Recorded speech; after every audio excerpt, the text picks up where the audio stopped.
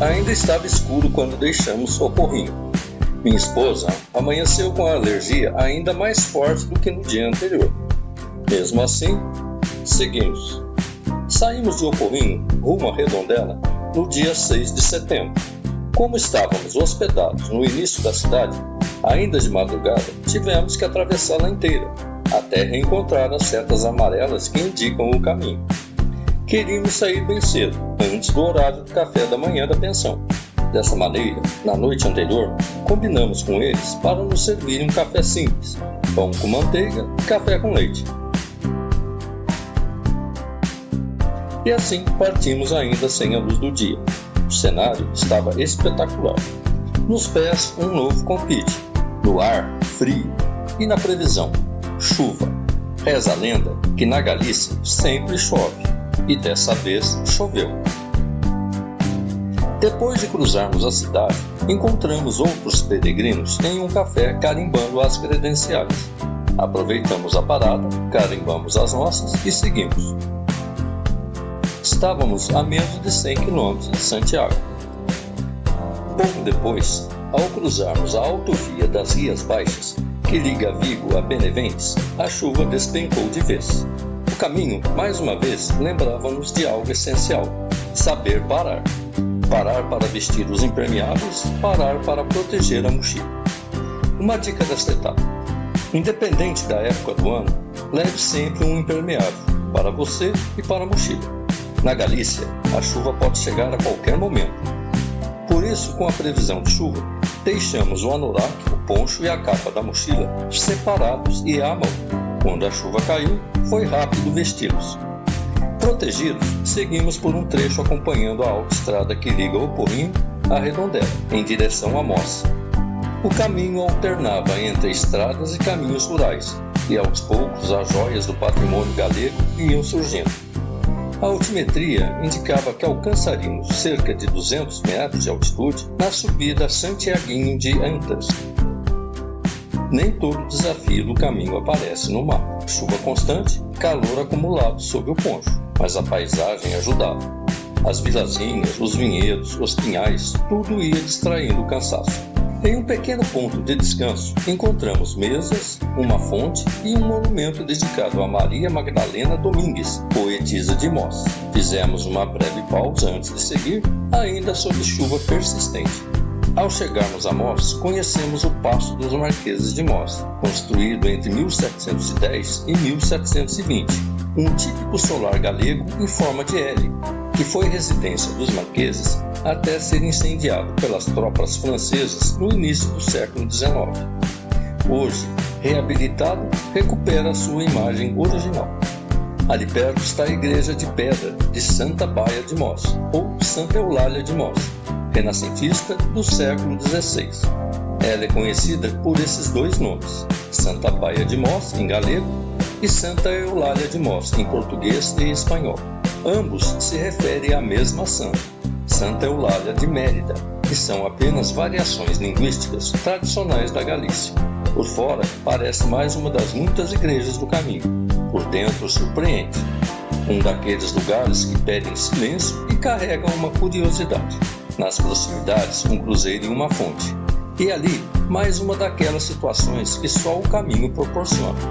Um senhor simpático nos contou sobre a antiguidade da fonte e a qualidade da água, e não nos deixou seguir enquanto não bebemos dela. Pequenos encontros que aquecem o dia, mesmo debaixo de chuva. Seguimos adiante, deixando o centro de Mos para trás e entrando em um trecho de floresta.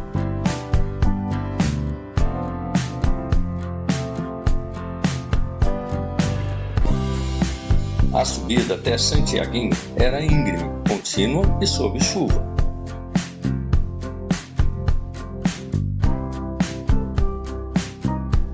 Após uma breve pausa, chegamos à Capela de Santiaguinho, renovada no início deste século. Ao lado, um monumento em homenagem às mulheres maltratadas, fruto de uma iniciativa local de 2007. É difícil acreditar que a apenas 3 km dali esteja o aeroporto de Vigo.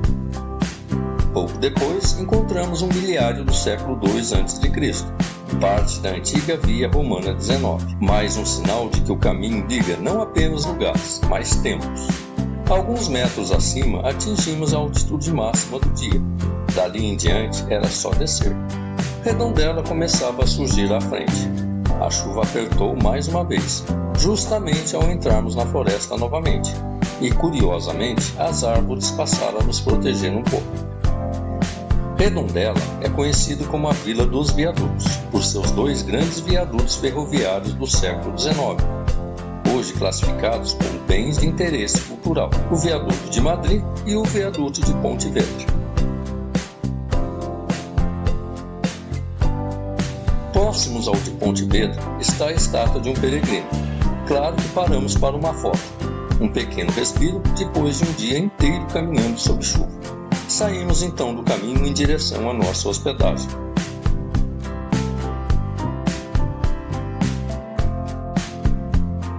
Passamos pelo antigo convento de Vila Bela, Paço de Torres Sagredo, um elegante solar galego que hoje abriga exposições e atividades culturais no coração de Redondela. E já quase chegando em nossa hospedagem, o flat 1000 de morada, na Rua do Lache 01, cruzamos com a bela igreja de Santiago, do século XVI, com sua abóbada de cruzarias e capela poligonal em forma de estrela. Foram 17 km e 800 metros, em cerca de 5 horas de caminhada. Chuva constante, 410 metros de elevação e passagem por vilas como Corracido, Veigadana, Pedra Pinta, Agandara, Vilar em Festa, Padrão, Negros, Quintela, até Redondela. A chuva não tirou a determinação de ninguém e, curiosamente, apesar de ser uma etapa mais longa, foi cumprida em menos tempo. A cada etapa, o caminho vai ficando mais dentro da gente.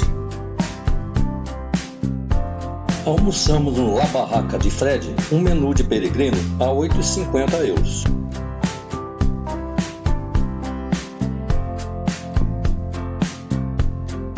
Depois de nos instalarmos, fomos para um passeio pelo centro de Redondela. Conhecemos a Rua do Muro, uma rua estreita do centro de Redondela.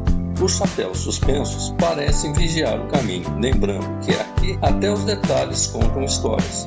Passamos também pela Praça da Constituição. Revela sua fase contemporânea, com esculturas modernas que contrastam com a pedra e a história ao redor. Na Alameda do Castelão, andamos por uma pérgola coberta de verde, oferecendo sombra, silêncio e um raro convite à pausa no centro de Redondela, ocasião em que avistamos a escultura Os Gigantes e a Coca de Redondela, que é o dragão verde, símbolos da festa mais antiga da cidade, a Festa da Coca, que inclui alfombras de flores, ou em português, tapetes de flores, onde a tradição, lenda e identidade caminham juntas. Ocasião em que a população da cidade elabora tapetes coloridos pelas ruas com flores e folhas para a passagem da procissão religiosa, onde é incluída a figura de um dragão, a Coca, representando o mal derrotado. Pena não estarmos na época da celebração do Corpus Christi, quando esta festa acontece. Aí a chuva apertou e retornamos ao nosso flat para descansar e seguir o caminho no dia seguinte. Deixamos de conhecer o Viaduto Madrid e a estátua de Daniel Castelão que havíamos programados para conhecer. E assim encerramos mais um dia no caminho. Entre chuva, encontros inesperados e paisagens que falam baixo, seguimos aprendendo a escutar. Obrigado por caminhar conosco até aqui. Se esta etapa te tocou de alguma forma, considere se inscrever no canal e seguir conosco na próxima jornada. No próximo vídeo, seguimos de Redondela a Ponte Vedra, mais um trecho onde o caminho continua a revelar suas histórias. Bom caminho e até o próximo passo.